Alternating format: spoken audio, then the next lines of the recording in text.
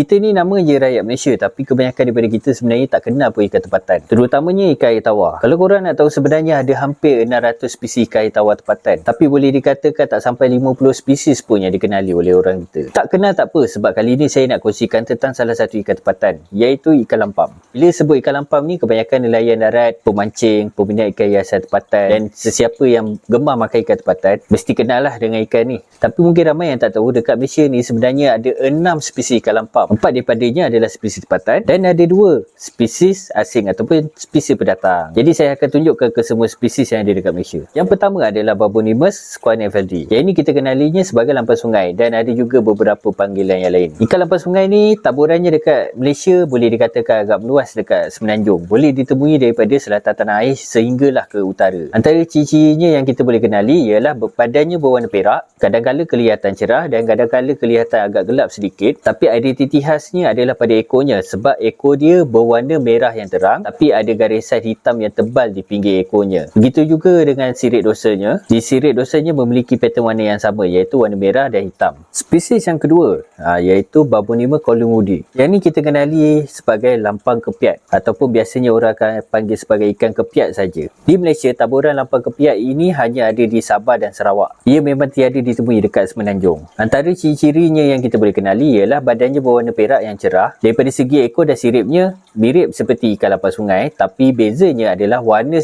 ekor dan siripnya, sebab warna ekor dan siripnya lebih kepada warna kuning. Tapi identitinya yang unik adalah pada matanya, sebab di matanya ada warna merah sedikit. Spesies yang ketiga adalah Babonimus strigatus. Yang ini kita kenali sebagai lampam lontong, ataupun orang hanya panggil ikan lontong saja. Di Malaysia, taburan spesies ini hanya ada di negeri Sabah saja. Antara ciri-cirinya yang kita boleh kenali ialah ia memiliki sisik yang berbentuk bulat sedikit berbanding dengan spesies lampam yang lain. Sisiknya juga kelihatan lebih kasar kalau dibandingkan dengan ikan lampau yang lain. Warna ekor dan siripnya pula kelihatan lebih berwarna kuning keorenan sedikit. Yang keempat adalah Babonimus baleroides. Yang ini saya panggil sebagai lampam danum, sebab dekat Malaysia taburannya hanya ada di sekitar lembangan Sungai Danum yang berada di Sabah. Antara ciri-cirinya yang kita boleh kenali ialah ia berwarna perak juga. Ekor dan siripnya pula berwarna merah yang lebih cair. Spesies yang kelima dengan yang keenam ini adalah spesies asing ataupun ikan pendatang. Yang kelima adalah Babonimus gonionotus. Yang ini kita kenali sebagai lampam Jawa. Taburan asalnya adalah daripada sekitar Indonesia dan juga negara-negara Indochina, iaitu antaranya Thailand, Kemboja dan Vietnam. Antara ciri-cirinya yang kita boleh kenali ialah badannya berwarna perak, cuma warna ekor dan siripnya agak variasi sedikit. Kebanyakan orang temui ikan lampam Jawa ni, warna ekor dan siripnya lebih kepada warna kekuningan sedikit. Tapi ada juga yang warna putih kehitaman sedikit, dan ada juga yang warna merah sedikit. Tapi kalau dekat Semenanjung senang je nak bezakan lampam Jawa ni dengan lampam tempatan, sebab lampam tempatan ada garisan hitam yang tebal dekat ekor dia dan ada marking hitam dekat sirip dorsalnya. Lampam Jawa tak ada ciri-ciri ni, senang je nak bezakan. Spesies yang keenam adalah Babonimus altus. Yang ni kita kenali sebagai lampam siam. Seperti mana namanya, ikan ini asalnya diimport daripada Thailand untuk pasaran ikan hiasan dekat Malaysia. Antara ciri-cirinya yang kita boleh kenali, badannya berwarna perak tapi dia agak ke arah kekuningan sedikit dan ada warna keemasan sedikit, dan kadang-kala ada kilauan yang berwarna hijau sedikit. Ekornya pula berwarna merah keorenan. Di ekornya tiada garisan hitam yang tebal seperti mana lampam sungai. Kadang-kala ada spesimen yang nampak sedikit dia punya garisan hitam tu, tapi biasanya memang tak tebal dan tak pekat.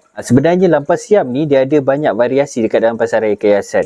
Antaranya adalah lampam panda, lampam albino, lampam emas dan lampam platinum. Dan ada beberapa variasi ni turut ditemui dekat perairan. Kalau korang tertanya-tanya macam mana ikan lampam pendatang ni dia boleh ada dekat perairan negara kita. Okey, sebenarnya dia ada yang dilepaskan oleh pembeli ikan hiasan, dan ada yang lepas ke atas tujuan keagamaan, dan ada juga yang terlepas daripada kolam ternak ataupun sangkar ternak. Dan kepada yang menemui ikan pendatang di perairan negara kita ni, janganlah lepaskan semula. Ambillah ikan tu. Kalau korang tak makan sekalipun, korang boleh sedekah kat sesiapa. Okey, kita jumpa lagi dalam video akan datang, insya-Allah.